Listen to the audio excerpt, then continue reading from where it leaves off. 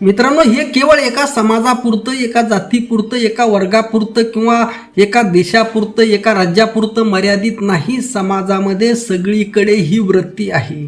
अगदी घरापासून, गावापासून, गल्लीपासून, भावकीपासून सगळीकडे, राजकारणामध्ये, समाजकारणामध्ये सगळीकडे हेच आहे, जळणं जळणं आणि जळणं.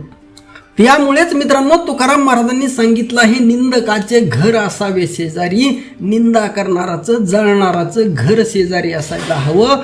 उलट त्यामुळे आपली प्रगती होत असते. मनोजदादा जरांगे पाटलांच्या आंदोलनाला इतका विरोध झाला, इतक्या खालच्या पातळीवर जाऊन विरोध झाला. मित्रांनो, या लोकांनी इतका पार पातळी सोडून मनोज जरांगे पाटलांबद्दल काय लिहिलं. आणि मित्रांनो, उलट याचा परिणाम झाला, मराठा समाज यातून पेटून उठला, आणि मनोज जरांगे पाटलांच्या पाठीमागे ठामपणे उभा राहिला. सरकारने त्यांचा सर्व IT सेल लावला, आमदार लावले, खासदार लावले, काही कार्यकर्ते लावले, मराठ्यांच्या काही संघटना फोडण्याचा प्रयत्न केला. मनोजदादा जरांगे पाटील यांच्या जवळचे काही कार्यकर्ते फोडण्याचा प्रयत्न केला, कोणतो बारस्कर महाराजाला वगैरे वगैरे. परंतु सर्व काही करून सुद्धा पब्लिक काही जरांगे पाटलांचा किंवा त्यांच्या पाठीमागचा पिच्छा सोडायला तयार नाही. मित्रांनो, आज श्री क्षेत्र नारायणगडावर जो प्रचंड जनसमुदाय झाला, 1 कोटीच्या वर मराठा समाज श्री क्षेत्र नारायणगडावर झाला. अनेक बांधव 5 किलोमीटर 10 किलोमीटर दूरवर होते. तेव्हाच सभा संपली, तिथूनच परत गेले. तिथून परत जायला सुद्धा मित्रांनो त्यांना ट्रॅफिकमध्ये अडकावं लागलं. इतकी आणि गडावर येण्यासाठी 4 वाटा आहेत आणि 4ही वाटा प्रशस्त आहेत, चांगल्या दर्जाच्या आहेत. असं असताना सुद्धा मित्रांनो पार 25-30 किलोमीटर पर्यंत पूर्णपणे ट्रॅफिक जाम होती. इतकी प्रचंड गर्दी असताना आणि गडावर 300 एकरचं ग्राउंड आहे. मित्रांनो, हे ग्राउंड पूर्णपणे फुल झालेलं होतं आणि त्याच्यापेक्षा 80% पब्लिक ही बाहेर होती, रस्त्याने होती, गडाच्या अवतीभोवती होती.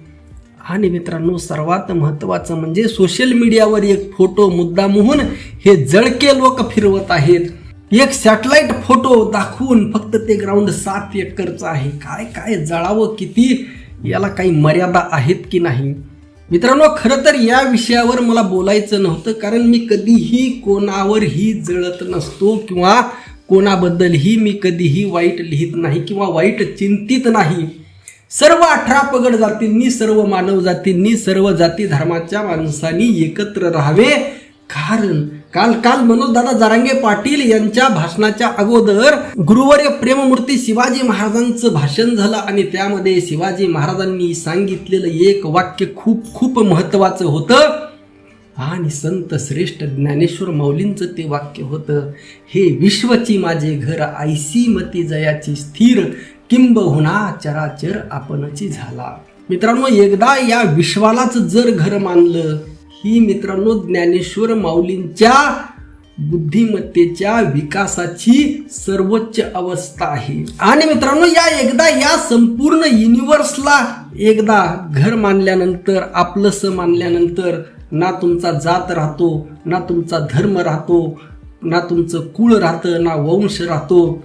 त्यावेळी जी अवस्था प्राप्त होते, त्या अवस्थाचं वर्णन म्हणजे सर्वाभूती वासुदेव, सर्वा घटी राम, सर्वाभूती समदृष्टी, याती कुळ माझे गेले हरपून. मग तो माणूस कोणत्याही जातीचा राहत नाही, कोणत्याही धर्माचा राहत नाही, कोणत्याही वंशाचा राहत नाही. तो विश्वाकार होऊन जातो. देश काळ वस्तू भेद मावळला, आत्मा निवळीला विश्वाकार, ही स्थिती प्राप्त होते. परंतु अनेकांची बुद्धी अजूनही त्या डबक्यात जसं एखाद्या बेंडकाचा जन्म एखाद्या डबक्यामध्ये, एखाद्या विहिरीमध्ये व्हावा आणि त्याने बाहेरचं जग कधी पाहिलेलंच नसतं आणि त्याला ते विहीर म्हणजे जग वाटतं. अशी कुंठित अवस्था अनेक लोकांची असते. त्या लोकांना वाटतं आमची जात म्हणजेच सगळं विश्व, आम्ही म्हणजेच सगळं विश्व. परंतु मित्रांनो, असं जळू नका रे भावा. आणि मित्रांनो, असं म्हणत नाही, हे सगळ्या बाजूने होत असतं. सगळीकडे हे आपले लोक सुद्धा यामध्ये सामील आहेत आणि इतर सुद्धा सामील आहेत. सगळीकडे हेच सुरू आहे. आणि हे संपवणं म्हणजे, हे समजून घेणं म्हणजे, ही प्रक्रिया समजून घेणं म्हणजे वारकरी होणं.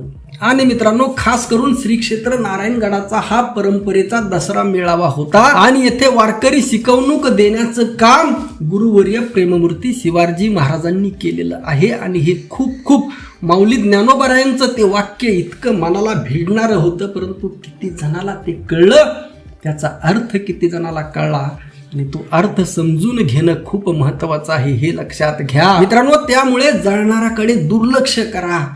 आणि येणाऱ्या काळामध्ये आता अनेक पद्धतीने इतके प्रचंड षड्यंत्र या निवडणुकीच्या काळामध्ये होणार आहेत.